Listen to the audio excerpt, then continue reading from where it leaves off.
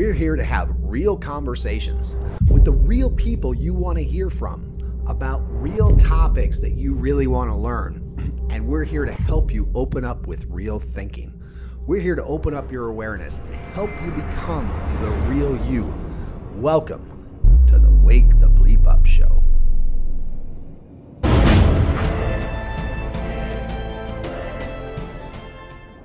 All right, welcome everybody to the Wake the Bleep Up Show, where we have real conversations with real people about real topics you want to know about, and we really get your mind going on some real thinking. Today, we're joined with my friend Ryan Dodge, who is a combat veteran and real estate investor who's doing some amazing things. You guys really need to hear what he says, and he is really looking out for people, looking out for his family, and making waves in the real estate market. So Ryan, welcome to the show, man. Hey, well, I appreciate you for having me. This is super exciting. I know it's been a while since we've linked up, and I'm just really grateful to be here. So thanks. Yeah. So for those that don't know, so Ryan and I first met in 2019 at a national convention for a real estate investors company. And since then we've been connected, but we haven't really talked. So we're just like, we're doing this ad lib right now on the spot. So be ready. This is going to be a great show. So Ryan, tell everybody out there a little bit more about your history. I mean, you can start with your childhood, you can go into the military, whatever. Just give us a little background, man. Yeah, I grew up in O'Fallon, Missouri. Come from a middle-class home, and now I'm not saying we weren't rich, and we definitely weren't starving. My dad was a good old union boy, right? So he worked for Daimler Chrysler. Yeah, we're a Mopar family. Nice. And they took really good care of him. But I tell you what, he'd come back home from work and not so happy. And then he would take it out on his friend Jose and Jim Beam. And, he'd come take it out on his middle child, who's now the golden child. But that was a great lesson to me in regards to the life that I didn't want to live. Because by the time that he retired, whenever it was said and done, it just wasn't enough to make ends meet, after dedicating his entire life to that. So basically, corporate Chrysler was like, hey, you're either going to move to Indiana. This was during the buyout. You're either going to move to Indiana and finish out your career at this Chrysler plant, this transmission plant, or you could take the buyout, which is $300,000 on a brand new Ram truck. I think my dad made the right decision and moved to Indiana to finish out his career there because he already dedicated so much time to the company. All right, so that just goes to show the corporate world can tell you to pick up and move, and you just better do it. Right. All right, and in regards to that as well, I did grow up not so great of a child.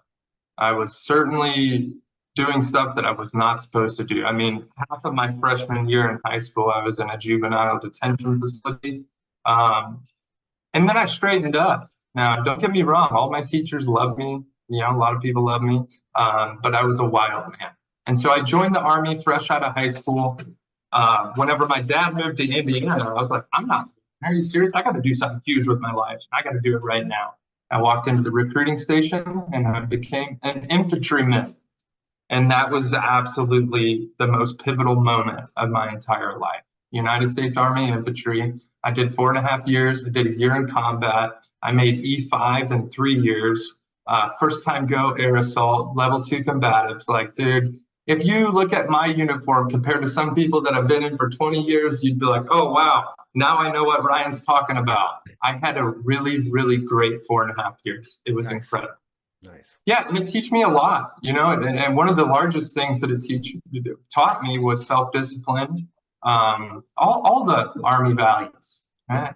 So that being said, after that, I lost my sense of purpose.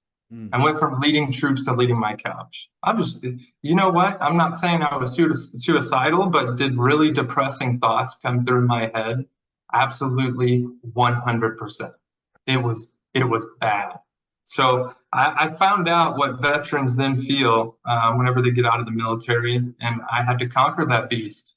I knew that I was not going to be a W-2 employee. I didn't have a plan getting out of the military, but I knew this.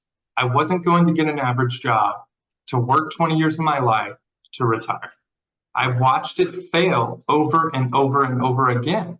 My grandpa, for example, a Boeing engineer, That's Lockheed Martin, you know, the people that build all of our top secret military equipment. I'll never forget it coming out of his mouth. He said, Ryan, I still live on a fixed income. What? Who retires from Boeing and then has that come out of their mouth?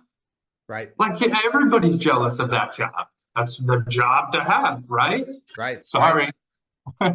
And so I kept seeing this pattern over and over again, not just in my life, but in, you know, just started looking around, people retiring from one job just to get another one.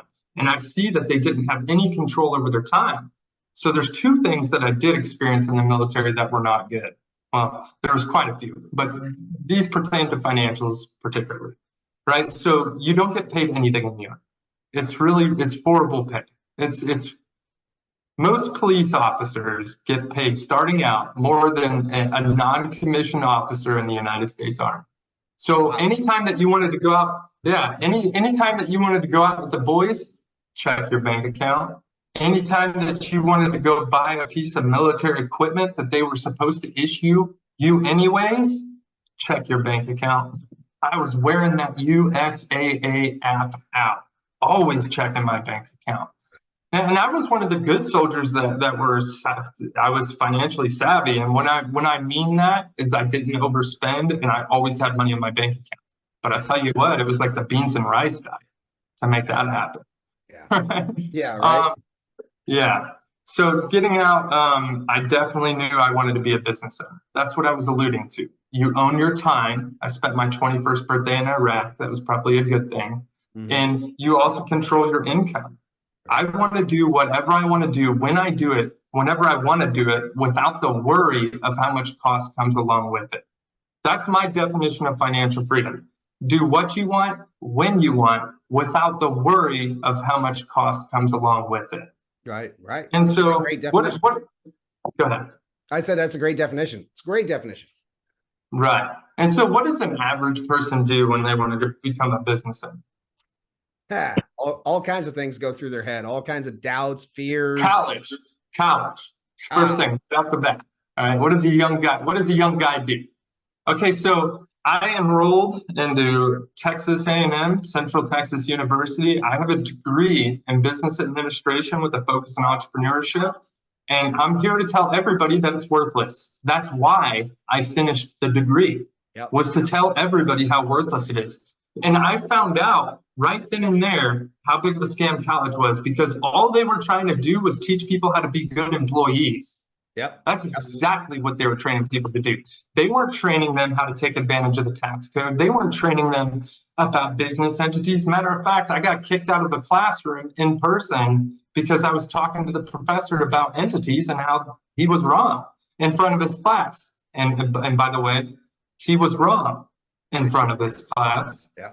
But awesome. Yeah, so I got further depressed knowing that society was being ran that way. I mean, my brother, who's probably still paying off college debt. Yeah, of course.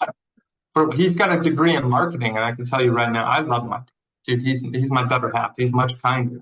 But I can tell you right now, his marketing degree does not compare to the marketing experience that I have. All right, and I have that degree. Yes. So I got further depressed in college, but I was doing it also to make ends meet. The Army pays you to go to school. They pay you what's called BAH. So I was unemployed for a year, and then it clicked. I'm interested in real estate. And I was scrolling through Craigslist, just finding land to hunt on in Texas. Texas is a very private state. I've never seen somebody pay to hunt in my life until I came down here to Texas. I'm like, what is this? You pay to hunt? What? And so it's a very private state here, not as much public hunting opportunity. And I refuse to break out my wallet and go pay to hunt. So I'm like, I'm going to buy some land. I didn't have the money. I was just, that's what I do. Whenever I want something, I start looking at it and I start looking at it some more and looking at it some more. So I'm just scrolling through dreaming essentially of what land I would buy. And then it clicked, boom. I like real estate. So what's the next average thing that somebody does? Next average thing that somebody does? Well, they find out that they're just interested in real estate in general. Well, they think they don't have enough money to get started. They think all kinds of negative and disbelief thoughts. The most average thing would be go get your real estate license. Oh, that's a good point. That's a good point. So I did all of that coursework in 8 weeks. I'm telling you, I was hammering it hard. And I have all the certificates, and I was going to take that final proctored test, literally driving from Kentner, Texas to Austin, Texas to go take this proctored test. And then it hit me right in my face. Wait a minute. I don't want to be a real estate agent. You figured I would have thought of that going through all the course. Right, right. And then, but on this drive it hit me, I was like, wait a minute, I don't want to be a real estate agent. It's like, I want to be that guy that owns and controls properties. And real estate agents, what they do is represent buyers and sellers. You're still working for somebody. I told myself, I need to be that guy that like owns properties, profits off properties. I didn't even know what a real estate investor was. Like, that term in general. I just knew I had to be that guy. I turned the truck around, went back home, Googled, found a networking event in Austin, Texas, went there, and this douchebag attorney was pitching a 4-day boot camp for $8,000. Now, knowing what I know now, was that valuable? It probably was, but 4 days for $8,000. I'm sitting there, whenever he's giving this pitch, I'm sitting there like, dude, I can take notes fast, but not that fast. Gosh, damn. Right. And this was 9 years ago, right? So I mean, we're not talking about $8,000 in today's market, which is, relatively cheap, so to speak. I'm talking $8,000 9 years ago. And I could tell that this guy at the front of the room that was pitching was not a good person. I am very good at telling if somebody's good or not, right? Because I've been around the bad, I've been around the worst of the worst, and I've been around the best of the best. That's what makes me really good at reading people. And so he was a douchebag. You and I both met lots of those over the years. Right. And so at that point, I was instantly butthurt. I was sitting there thinking to myself, wow, this industry is cutthroat. What am I going to do? I already knew at that point what the rah boot camp upselling parade was. Oh, wait, there's more. Oh, wait, there's more. I'm sitting there like, damn, how am I going to make this happen? I knew that YouTube wasn't going to make it happen. I knew the books, podcasts, forums, and YouTube, that's what we call the rabbit hole, was not going to get me to where I want to go. I am also very good at getting to where I want to be in a direct path. Yeah. Because I like to simplify things. I'm like a horse with my blinders on. Whenever I find a direct path, it'd be very hard to get me off of it. Nice. But there's no shortcuts to success. Tony, have you ever heard that? I have. Of course I have. I beg to differ. You might not have heard this, have you? Oh, I'm waiting. Let's hear it. So there's this thing called choices. You could choose to walk through the woods in the middle of the night with sticks poking your eyeballs out. Or it's still the middle of the night, but you could choose to walk down the gravel road. Mm-hmm. That's the road that somebody else paved for you ahead of time. Exactly. And it may not be fully paved, but I tell you what, they took care of most of it for you. They laid the base at a bare minimum. Yeah. And so whenever people say there's no shortcuts to success, that's my first thing that I say. I beg to differ, because there's these things called choices. Yes. And so I knew that I was not going to choose the rabbit hole. The main thing that I was thinking about, and I was dead on, I didn't even know I was dead on at that point. But knowing what I know now and knowing what you know now, being in the industry, this is going to be spot on. What was I going to say? I had brain cancer, folks, 4 years ago. So every once in a while, I'll be like, oh, where was I at? No, that's okay, dude. I mean, we'll get into that too. I mean, you've had some serious ups and downs, and the one thing that you've stayed solid on is your ability to get after what you want, and to do that for yourself, your family, for the people around you. Dude, you've been really impressive. I loved watching your journey since you and I met, and just coming out of the things you've come out of have been inspiration, and anybody who watches you should be inspired by what you do and how you've done it and what you've come through. I appreciate that, brother. I Yeah. really do. Yeah. Yeah. But back to the story, I did find a Craigslist ad said, learn all aspects of real estate investing and get paid while you train. Earn 10K/month investor trainee. And I'm like, oh, wow, this is the answer to my prayers, but it's also probably full of crap. And this dude, Casey, out of Minnesota, calls me about this program. And I'm like, he's going on this spiel. And I'm like, look, folks, I was very rough around the edges whenever I came out of the Army. I did not even work with women in the industry. So the first thing that I defaulted to was, hey, man, how much does it effing cost? That's the first question I had for Casey Hansen. And then he's like, well, we have this webinar and this webinar. And I'm like, look, man, if you can't give me the effing facts, I don't know why the F we're talking right now. And he was like, I'm going to give you these emails. You get back to me when you want. Click, and hung up the phone.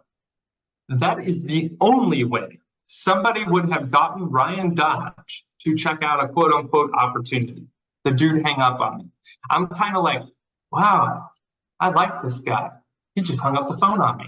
And so, yeah, right? There ain't no better strategy than that on a guy like me. Right. And so I went and looked at all of the content of this investor community, scared out of my mind, reached out to USAA, which is a military bank, and was just honest with them. I didn't have the money. I was like, look, guys, I know I have a good credit score. I know that we've been doing business for the past 7 years or whatever it was at that point. Can you extend my credit limit out to 8,000 and give me an introductory rate? And they surely did. And so I got started with this program, and within my first year, I prevented my own parents from being foreclosed on. Nice. Yeah, I did my first deal within my first year, which was 30K in profit. I got my sense of purpose back. And then my second year, I picked up a 14-unit apartment complex that's 1405 North Gray Street, Killeen, Texas. I negotiated seller financing on that, brought in a private money partner that just happened to be super analytical. Like, dude, this guy took care of every single thing that I don't like about real estate. I'm not a tracker. I'm the most non-analytical person that folks will meet in this industry. Right. I'm analytical, but just in a cowboy way. All right. So, anyways, moving forward, in Texas, so I mean, come on. yeah. And so, moving forward from that, I got super heavy into wholesaling, fix and flip, and I shied away from telling people the amount of deals that I've done for the longest time because I was embarrassed. I was embarrassed in regards to some of the deals that I've wholesaled off. Matter of fact, Tony, you would kick me right in my crotch if you knew the deals that I wholesaled off. Probably. Yeah, I mean, I didn't really have a friend in my life at that point in time to tell me, no, Ryan, what are you doing? Now, don't get me wrong. I was still super successful. I had fat check syndrome, right? I chose to flip this house over here that I picked up for 40 grand and put 5 grand into it and make 20 grand in profit or whatever. I think that one was like 70 grand in profit. But still, if I wish I would have held on to that house. Are you kidding me? Yeah. The whole entire thing was tile. That thing was rent ready the day that I bought it. Wow. But whenever you're young, I found this whenever I was 24 years old, right? So whenever you're young, you get into this mindset of making it rain. Right. And boy, did I. Right. Yeah, I would go to restaurants and pay for a whole table at a restaurant, people I don't even know, just to see the look on their face. And then I would tip like waiters $100 just to see the look. I was never a bad person with money. I was just over charitable, 100% over charitable on a very big way. Hi, Bill. I'm on a podcast. Hey, buddy, how you doing? You say hi. Hi. All right, go back out there and play in the mud. He's full of mud right now. It's funny. Awesome. But moving forward from that, I have done 268 real estate transactions in the past 9 years. I do live on the lake. It's paid for free and clear. Whenever my kids are like, Daddy, fish on a Monday morning, we get to go fishing. Nice. As a matter of fact, I became the wealthiest man in our family at the age of like 27. Very nice. Very nice. No, that's I broke awesome. the chains. I broke the chains in our family cycle. Nobody has an excuse anymore to carry on with an average life. Everybody in my family should know that they could do whatever they put their mind to. Absolutely. Anybody should know that. Anybody should know that. And that's one of the big things we talk about on the show is people getting out of their own heads, because that's really where it is. The opportunities are out there, the ability to do it. And everyone's like, oh, I don't have the money. You don't need the money. You don't need the money. You can make deals without any money. You can do that. I don't care if you're selling a widget or if you're going into real estate. You don't need money to make it happen. And so many people are taught that. We're programmed that through our entire lives that, oh, only the rich get to invest because they have the money to invest. No, BS. That's complete garbage. You know, that's right. Get that dump truck that pulled up next to your ear and poured it in. Get it out of here, because they're just feeding you garbage. It's not the case. Anybody, right. Literally anybody can do it. It's like this. Whenever I was a kid, my house backed up to where we were in a middle class neighborhood, and backed up to people that had 5-acre yards and $500,000 houses, and we would call them rich people. Right. And we had like a bad, what's that word? Bad perception of rich people. Right. And that's such a broke mindset. Big time. Who taught me to be so broke? I know who taught me to be so broke, and who taught them to be so broke, and the generation before that to be so broke, and the generation before that to be so broke. 100%. Something happens in your household to develop a mindset like that. And knowing what I know now, the wealthiest people that I know are the nicest people that I know. They are the most charitable people that I know. They're just not going to give money to anybody. They give more money than anybody that I know, but it's just in very particular situations. Matter of fact, I mean, I had one of my very, very wealthy friends allow me to borrow 30 grand at one very, very, very, very bad time. And that, dude, I don't know, that changed my life. I needed it so bad during that time. Yeah. And now it's my turn to be that person for some. Absolutely. I don't want to tell the story about the situation I was into, but it did have to do with the brain cancer stuff and the stuff that I got into in 2019. No, it's all good. No, but I do want to ask you about what's happened over this last week. I don't want to use any names or anything, but didn't you just help somebody out big time with their house? Almost. Oh, it didn't happen? Well, the contract got signed. Yeah. But I got ghosted the next day. Oh, all right. No. So I could clearly tell, all right, so this girl had been avoiding foreclosure for like 8 months. She's been on and off the list for 8 months. And there's a lot of different ways that you could do that. She was on drugs. And it's so sad to see whenever you see an individual that had all the stuff going for her in the world. A beautiful house in Burnet, Texas, just a beautiful freaking house. She owes $227 on it. It's worth like close to $400. Let's just say $375. Yeah. I was gonna have her walk away with 15 grand because this. Keep in mind, this was Friday. The auction was Tuesday, and you have the weekend in between. Yeah. I'm getting paid for my time.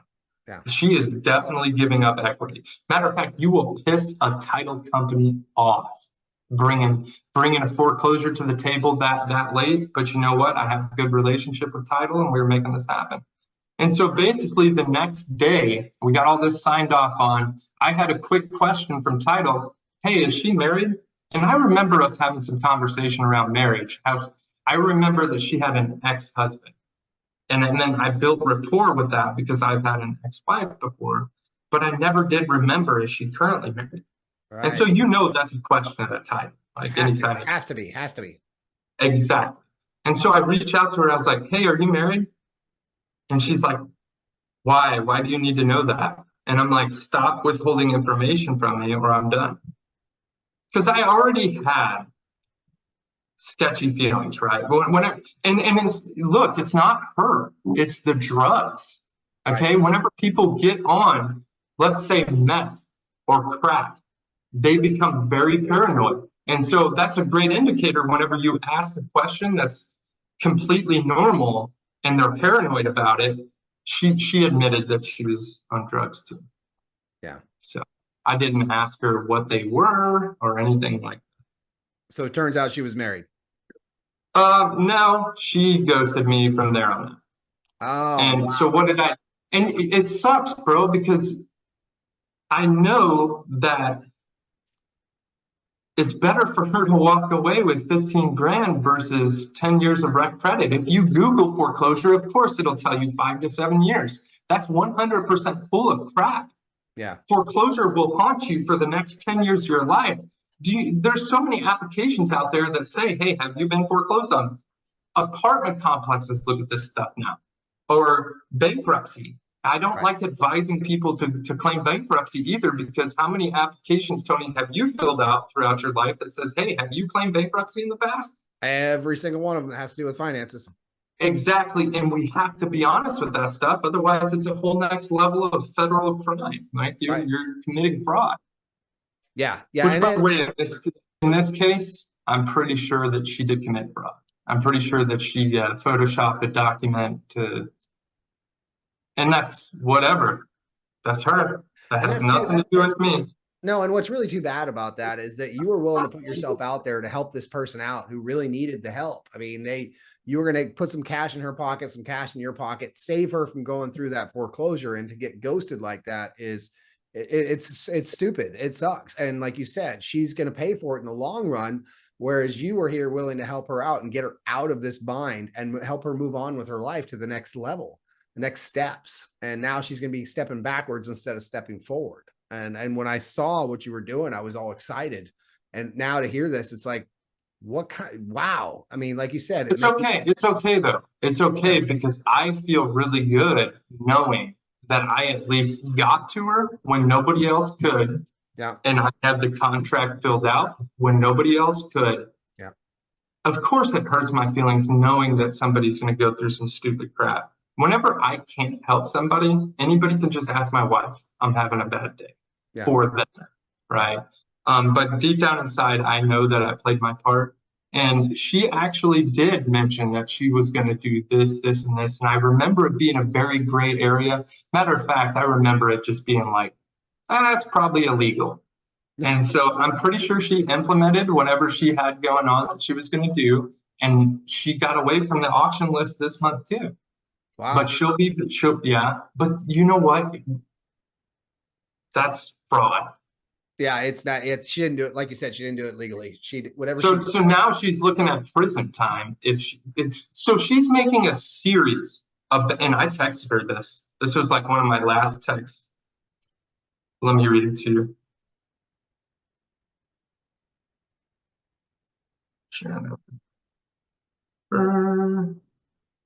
Messages.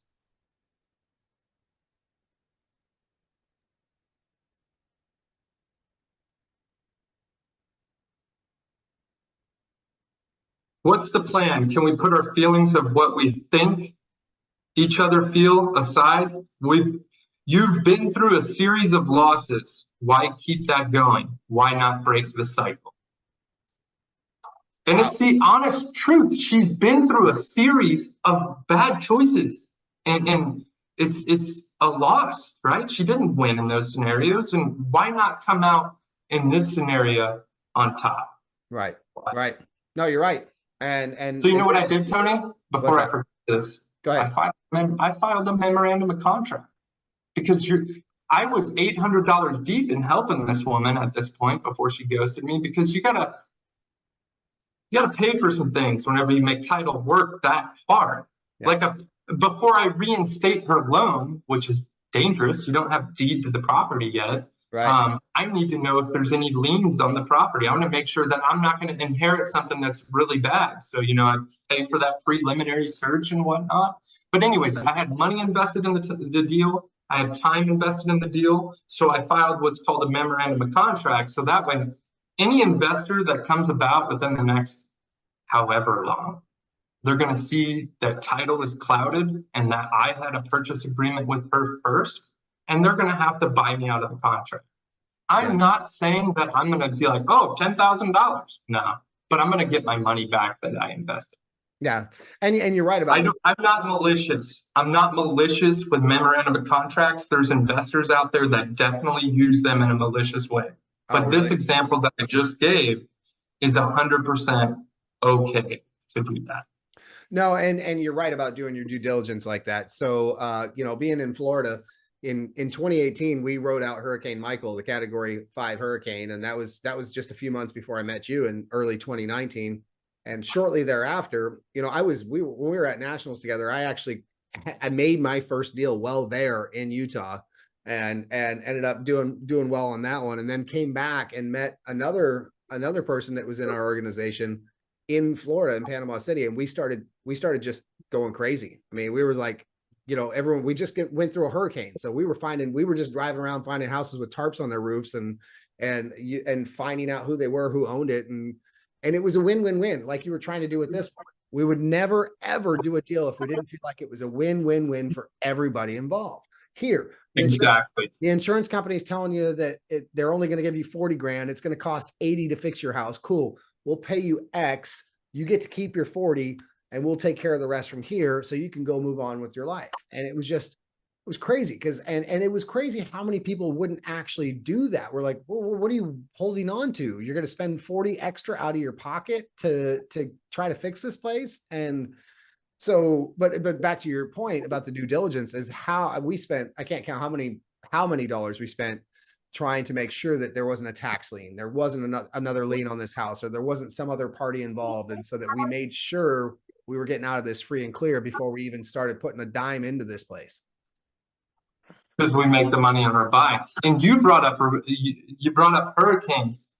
What the nation needs to know about real estate investors is that they are the ones that rebuild this country Yes. whenever something happens. Big So time. what was it, Hurricane Harvey in Texas? Yep. Harvey. Yeah. Houston? Yeah, that was investors that rebuilt Houston. Yep. What happened in New Orleans? That was investors that rebuilt New Orleans. Yep. What happened in Florida? Investors. Okay. Big time. These aren't new development companies coming in here and be like, hey, we'll buy your house. Right? No, it was the real estate investor. Exactly.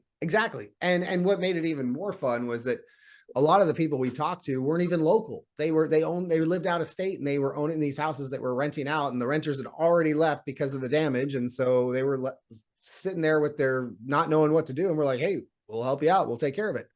It was amazing how, I can't say easy, but it is easy. It can be easy if everyone lets it be easy, but it is. It's just too many people are afraid to ask the question. Too many people are afraid to make the call. Too many people are afraid to do the research. Get over your damn fear. Pick up the phone.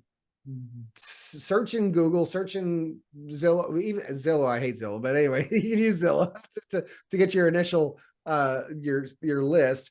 But just do it. Stop dragging your feet and just. Well, on the contrary to that, like, I do think that it's okay for people to be weeded out. Matter of fact, I super encourage it.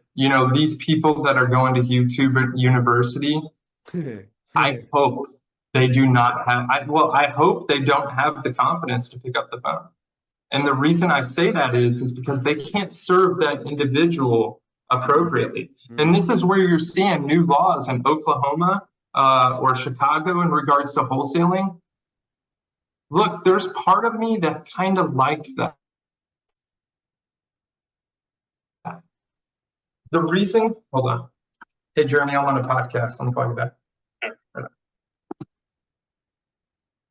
The reason I don't like it is because we shouldn't let the government infringe on our rights at all, right? So anytime that you give them an inch, they'll go a mile. Is there truly part of me that likes what they were thinking and what they want to implement? There is. I don't want to give it to them, no, because if you give them an inch, they'll go a mile. Of course. And they should not have any authority over what you do with real property. That's not their property, right? Right. That's our property, and that's the citizens' property, right? Right. Absolutely I right. don't, nobody should be infringed upon in regards to their personal. So, It's and like people that shut down STR. Like even if it's an HOA in a neighborhood, that's bull crap. yeah, You should be able to monetize your own home. All I right, agree. anyways, we're getting off.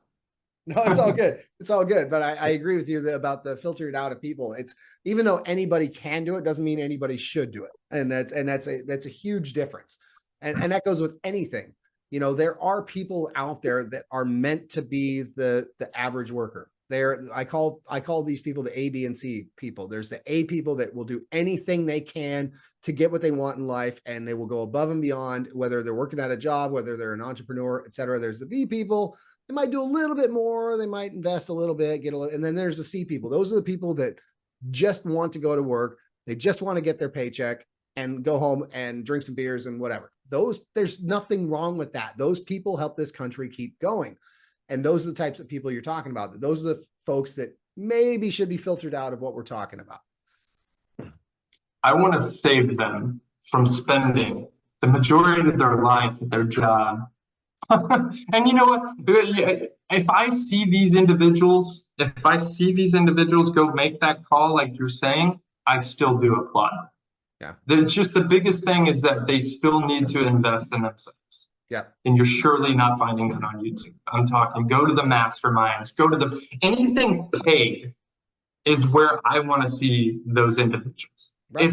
If they really want to make this happen, go to paid events. Go be around the right people. That's my biggest piece of advice. I would like to see them do that before they talk to anybody. Well, it's like Jim Rohn always says, you're the average of the 5 people you spend the most time with. And whether that statement is true or not, I do 100% agree that you get value from the people that add value to your life. If these people that you're hanging out with are not adding value, then spend less time, if not any time with them. You know, you need to spend time with people that are adding value to your life in some way, shape, or form. And it's huge. And so many people, I see some of these folks go, well, why can't I get ahead? I said, well, who are you talking to? Well, I'm hanging out with Joe at the bar or Bob down at the fishing hole. I'm like, cool. What are they doing to add value to your life? Well, he talks about how he hates his job. Is that helping you at all? No, of course not. So find somebody else to hang out with or spend more time with other people that add value to your life. And I do feel like I've grown away from my best friend growing up because of business ownership. Mm-hmm. And it's just like, we're just not on the same wavelength anymore. He's like the best employee anybody could ever have. But man, if he just applied that same work ethic in his life and business, he could spend all the time in the world with his kids. Absolutely. And it's like I was talking about with ABC people. So, and like you were talking about, you want to help those people find that next level, find what they want in their lives. However, there are just some of those people that aren't coachable, some of those people that just don't want anything else. They are content, whether I'm not saying happy, but they are content going to a job every day. And it sucks for people like you and me that want to help people get out of that. However, there's just, how many times have you ran into people that you just know are not, they're not built for it. They literally do not have the mind or don't have the desire. They don't have the why, the want. They don't want it bad enough to go out and do something different. They were shown to be the way that they are. And Brad, dude, he does well for himself. Don't get me wrong. Like, this is one of my W-2 friends that does do well for himself. Yeah. And partially because he's got the Dave Ramsey mindset, which that's okay for a W-2 employee. And business ownership, that's a whole nother podcast. But yeah, it is. It's a whole nother podcast. I'm a velocity guy like you, and I do not believe in the Dave Ramsey mindset. Me neither. So what we were trained, what we seen from our dads, we're big hunters, we're big fishermen, we're big, let's go work our asses off this week. So Friday, we could fire up the grill, drink our beer, be with our family. Like, it's just like this ingrained mindset to go work for somebody else and then party. Yeah. Just party. Work for somebody else, party. And you know what? You do appreciate your time a lot as a W-2 employee, but I tell you what, you go through a lot to build that appreciation. Yeah. Yeah, big time. You remember working a job and the drama in the job place and the just like, Anytime that I've ever felt like I wanted to go back to the Army, I was just like, I would remember the good times, but then I would make sure to think about the bad times. Yeah. And it's just like, no way, hell, would Right. I do? And it's just like a job, not a chance. Tony, you will never see me for the rest of my life work for somebody else. No, and you shouldn't. You shouldn't. And you don't have any reason to. You have set a foundation for yourself, for your family, for your kids that doesn't ever have to be broken, ever. I mean, I love what you're doing. And by the way, I also love that you're a Mopar house, are we? So it's, Babe, what do you think? What do you think that sets me apart from my family? How did I get on this path? well, I would say that you made There- the choice. It's a choice. Hold on, here she is. Come here. Come on. Come on. It's all good. Come on in. I just put her on the spot. Hey, good to see you. Hi, I would say probably him just seeing the W-9 structure of like just get up, go to work, be happy. W-2, did I say W-9? W-2, Yeah. for sure. That type of schedule, get up, go to work, only have the weekends off to spend with your family, trying to spend all that time together just in those 2 days, all the time having to depend on your work income and fixed income and not being able to do anything above average ever. Would Yeah. you say I'm a little bit more risk adverse? Yeah. Yeah. Oh, yeah. Well, So the black sheep of the family, Tony, is what I'm saying. We need to find more black sheeps of the family, bro, and we need to get them in. bro, I'm a middle child too. I had to do the same shit There that you you're talking about. I am dead middle, and growing up, I was that black sheep. I had the top and the bottom picking on Tony, so I get it. I get it. But That was me. you guess what? The other part of this that she didn't mention is you made a choice. We talked about choices earlier. You made a choice that that's not the life you're going to live. You made a choice that this is who I'm going to be. I'm going to be the guy that doesn't have to worry about money, doesn't have to worry about the time that I have, that I'm going to spend the time with my family. You made that choice. And so many people are afraid to make that choice because they're so worried about what somebody else is going to think about them or what they're going to think about their choices that they just don't make it. It's like, throw that out the damn window. It doesn't matter what Bob down the street thinks of what your choices are. If it helps you and it serves you and it makes you better and your family better, then make the choice to make it better. Don't worry. Don't sit here and procrastinate because, oh, what if Joe Bob thinks I'm doing this and it's not good? So what? So what? Right. Well, think about this, brother. Whenever we were not business owners, how small was our world? Super small. Super You could small. hardly think outside of the county that we lived in, right? Dude, That's where they're at. So before you met me, we moved from Seattle to Florida in August of 2018. You met me in March of 2019. And that move to Florida was the best thing could ever done because, again, like you're talking about thinking small. When we lived in Washington, I knew my path to work and my path home with the stop at the bar on the way home. That was it. That was the path I knew. I didn't know jack or shit outside of maybe going to visit family and things like that. The world was so small, like you're talking about. Now I've since moving to Florida, I know all kinds of places, all kinds of people, all kinds of things, and actually living life. Dude, took 40 years of my life to figure out how to live it. And so many people waste more than that. You know, who was it? I think it may have been Thomas Edison who said, don't die with your music still inside you, because so many people die with that person they really want to be buried inside and never let it out. True that. You know what? You just rained gold. Watch this. Moving away from home. I recommend that for anybody that wants to start fresh. I'm talking not just a county over, I'm talking at least 4 hours away from home to where nobody can bother you. You have to become a new person. Yep. I love it. I think so many people should experience that. I think it's 100% necessary for most individuals to experience that before they move on to the next step. And what's funny is at the time, that's not what we were thinking. We weren't thinking about the entrepreneurship, even though we had been entrepreneurs back in Washington off and on over the years. It was about a job at first, but at the same time, we had talked about how we had always lived in the cold environment. We wanted somewhere warm, and this job popped up and they moved us across country. We didn't go 4 hours away. We went across we went from corner to corner, man. We went almost as far as you could go. It feels good though, right? Do you feel refreshed? Best decision we made in our lives. Best decision. And never regret it for a second. Not a single second. And even my wife and I talk about it. Even when we go back to visit family, we're like, oh, I don't miss this place. I'm glad we're where we're at. It does make it nicer though to visit, right? You appreciate it a little bit differently, because every time I go up to Missouri, I'm like, oh wow, look at all this green grass. Oh, look at how tall the trees are. Oh, it's just very different than Texas. So it makes going home a little bit more sweeter. Absolutely. Absolutely. I agree with you. Except for the fact but I don't miss it. Like you were saying, you stay there too long. It's just like, time to go back home. Well, that and I definitely don't miss gas prices, $2 more a gallon than what we have down here. So there's that. Yeah, dude. Yeah.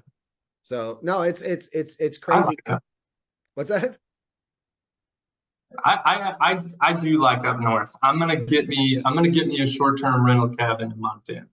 Now I'm not gonna live there. Montana's okay. Montana, you can go fly fish in the rivers, you can go hunt in the mountains. I mean, come on, that's okay. Montana's not some of those other states.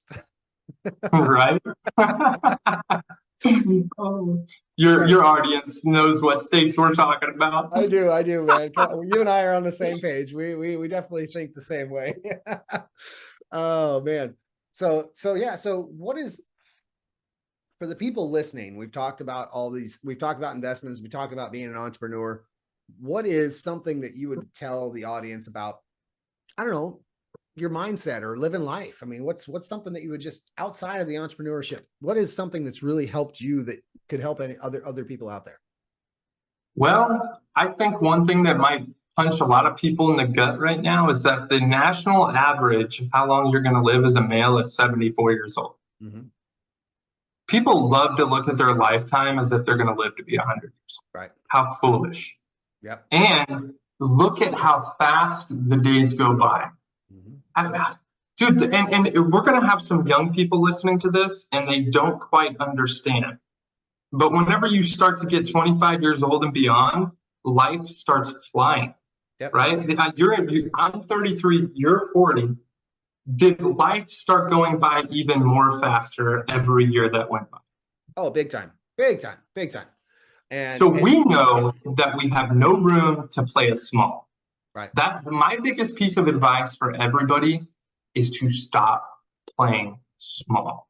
Yes. You live one time. And Tony, I think the only way that some individuals are truly going to understand that is if they do have something crazy happen in their life, or they borderline almost die, or where they experience or witness a scenario where somebody's life was taken very quickly. Yeah. Life is very, very, very short.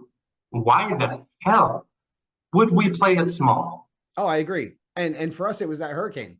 I mean, we had moved to Florida, and my intent moving to Florida was to work that job. It was to work the W-2.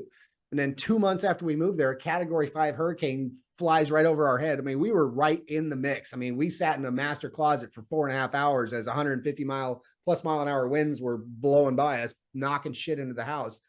And when we got out of that and saw the destruction that had happened, and I mean, I looked at my wife and my kid and I was like, this is not what was meant to be. And it just progressed from there. And that was actually when I started getting involved there and started getting involved in coaching. And it just like, there's no way, this is not the life that we were meant to live. And now the hurricane was a blessing in many fashions, not just the wake up call, but also I saw a community come together that I've never seen before. I mean, people were helping each other out like I have never experienced in my entire life and don't know that I ever will again. It was phenomenal. Our nation is so strong. Yeah. It's just the media wants you to believe that we hate our neighbors. Yeah. It's so stupid. Every time something bad happens in this country, we are the most united nation out there, period. Still to this day, even though there's crazy stuff going on. Oh, big time. I 100% agree. 100% agree. And it's it shouldn't take some natural disaster or something big to make it look that way, because hey, I know my neighbors. I'm friends with my neighbors. I'm sure you're friends with your neighbors. We get along with people. It doesn't matter. You know, we're good people in general want to do good things. And I like to say that people are doing the best they can with the thinking that they have. Sometimes that thinking may need to adjust or change, but right now they're doing the best they can with the thinking they have. Right. And I think it's guys like us, it's our job. I don't like to use the word job. It's our mission to influence individuals to step outside of that box. Like, I want to be an inspiration simply, not for me, not for selfish reasons. I want to be an inspiration because it might just give that person that one last little bit of whatever to make the choice to step into business ownership. Nice. I've had people reach out to me before and say, Ryan, you inspired me. I started my lawn care business, or whatever business it was. Like, that's my mission. I want to show people that if a guy like me that scored 37 on his ASVAB can go out there and make millions of dollars, why can't they? I skipped my entire math section to get into the Army. I just filled in the bubbles. Like, dude, you don't have to be a genius to go out there and perform in business. Right. At all. No, you don't. That's why we're going to homeschool our kids. I know they don't have to sit through all that bull crap to be geniuses. And I love what you said earlier about how college is a scam. I'm like, so we have our son is 17 right now. He graduates high school next year. And I'm like, I said to him, I said, Marcus, guess what? We're going to start a business. I don't care about you going to college. We're going to start a business together, and you're going to take that and go somewhere. I said right now, I said this summer, because it's the year junior and senior year. I said this summer we're going to brainstorm ideas and come up with what we can do, and we'll get it started before you graduate, so that when you graduate, you're hitting the ground running. I don't know what it's going to be yet. It may be real estate, maybe something else. I don't know, but he is going into entrepreneurship. He is not going to college. I'm not wasting my time, his time and my money. I already told my wife that when the time comes, I'm not going to lie about college. I'm going to say, hey, if you want to go, sure, have at it. But let me tell you how it really is. Yeah. You don't need to go. Let's go start a business. Well, like you're saying. I got to ask or even the military. Right. Like, if they're serving under the right commander in chief at that time, like if they want to join the military, I'll be like, let's go to the recruiting station. That's how life-changing it was for me. I would way prefer my kids to go to the military for a short contract, let's say 4 years, 2 years, whatever. Yeah, whatever. It's either 2 or 4. Yeah, and go experience that. You go be part of a brotherhood, a different type of fraternity, and travel. I seen the world while I was in the Army, right? I got to see Maine, Texas, California. What is that freaking place over there? Kuwait, Ireland, Iraq. I could sit here and go on for quite a bit longer. Yeah. It's been 10 years. But just getting out there in the world was a great experience. That opened my eyes up to like, dude, why the hell would I stay in St. Louis or O'Fallon, Missouri, which is where I'm from? Like, yeah. This nation is so huge and so beautiful. Like, why play it small? No, exactly. Get out and see it. I mean, I can't count how many times we could have spent a little extra, or well, actually less money. We could have spent money on a flight to go somewhere. Instead, we took the scenic route and drove through states that we've never been through, or cities that we've never been through. Just drive. I drive. I'm a driver. So am I. I mean, don't get me wrong. If I'm in a hurry, I'll take a flight. But normally, I'm like, if we got time, we're driving it. We're going. We're like, check it out. Let's see what let's stop somewhere we've never been before. Let's check it off our box. Let's put a pin in the map. I got to ask a question though, because we were talking about the kids. I'm sure I know the answer, but I'm going to ask anyway. Are your kids on your payroll? They are. So we pay our kids, what is it, 42,000? Or no, 14,200? 14,200, is that right? It's 14. It went up recently. It used to be 12 something, but it went up to 14, I think. Got it. Yeah. So that's how they go to private school. We're going to be homeschooling this coming up year. Nice. But our kids pay for their own private school. Like they go to job sites, right? Fix and flips. Yep. And you know how the contractors, just like construction workers, leave bottle caps and just a bunch of little stuff around. They'll go through the house, they'll pick up all that stuff, put it in the dumpster, and they get paid. And then they turn around and pay for their own stuff. And so for you guys out there listening that are entrepreneurs that don't know this, you can actually pay your kids on the payroll as a minor, and it's a tax write-off for you. It's wages for them. It's completely legal, and it benefits both your child and you. And most people don't realize this. I mean, my son, since he was 11 years old, has been since you and I first met, has been on my payroll doing. He could be as simple as filing paperwork or shredding documents for me, to picking up, like you said, at the houses and helping out with those kind of things. But he's getting paid an honest wage for his time, and it benefits everybody. It's a tax break for those that are entrepreneurs. So if you haven't done that, or you're not doing that, look into it further, reach out to one of us. We'll help you out with it. You know, it's huge. It's huge. And like Ryan said, his kids are paying for their own private school. I mean, you can do the same thing with your kids. It's all beneficial to everyone around you. And they'll never forget it. It's core memories, right? That like one of my partners, Keith, like if we're ever doing a deal together, he'll bring his son, and they'll be like picking up trash together. Like, dude, core memories at fix and flip properties. They're going to remember that stuff. Of course they are. Of course they are. And like you said, core memories and things they're going to remember forever. And they're going to say, hey, you remember when dad, like they're going to be growing up and talking to their kids going, hey, you know, my dad used to take me out here. This is how you learn how to work, kids. This is how you learn how to do it. You know, it's and I don't remember my dad getting up to an alarm clock and being gone all the time and being miserable while gone. Like, dude, if I'm ever gone, it's 90% of the time me doing something I want to do. Yeah. Of course, as a business owner, there's things that we don't want to do, but 90% of the time, it's something that I want to do. Right. And so they get to feel that energy. Anytime that I'm gone and I come back home, it's usually with a smile on my face. Nice. All right, Ryan, let's get this wrapped up here. Before we go, tell everybody how they can find you. What's the best way to reach Ryan Dodge? Oh, let's see here. Well, should I give out website, email, whatever you want to send them to?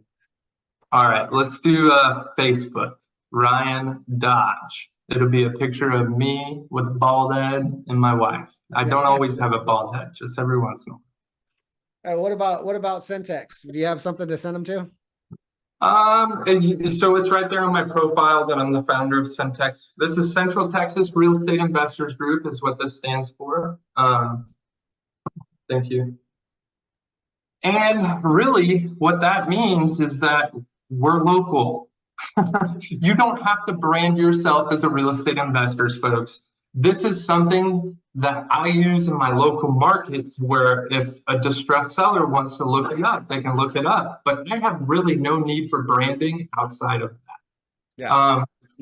Ryan at RyanDodgeREI.com would be a great place to reach me via email as well. Awesome. I'm going to just go ahead and put it out there. 512-375-8232 would be the best way to get a hold of me via text. Wow, that is a bold move, man. That is a bold move. You want to know why I hate emails, brother? Is because I am so sick of today's wholesaler. I am done looking at any quote unquote wholesalers deals. You are not allowed to put me on a buyer's list. You know what I tell any of the wholesalers that wholesale to me, which is 3. So out of, I think it's 279, and I told you 269. Yeah, I'll get Jeremy on the line right now, and he'll tell you. I'm done keeping. I'll have one of my students tell you how many deals I've done. I'm done keeping up. I'm partnered on deals with them right now. Where were we going with that? Oh, so whenever it comes to a good wholesaler, all that you should have to do is make a couple phone calls, and the deal is gone. The only reason people have buyers lists and these giant email lists to send, it's because their deal sucks. Yeah, pretty much. I agree. I 100% agree. When a deal is good, a buyer is the easiest person in the world to find. Easiest. Yeah. Yeah, I agree. I 100% agree. All right, everybody. Let's do a podcast on that one next time. We will get back on again. So everybody, Ryan Dodge, all of his information, everything he just said, his Facebook, his email, his phone number will all be in the description so you can get a hold of him. Thank you for being here for the Wake the Bleep Up podcast, and we'll see you next time. Goodbye, everybody. Thank you, brother. Bye.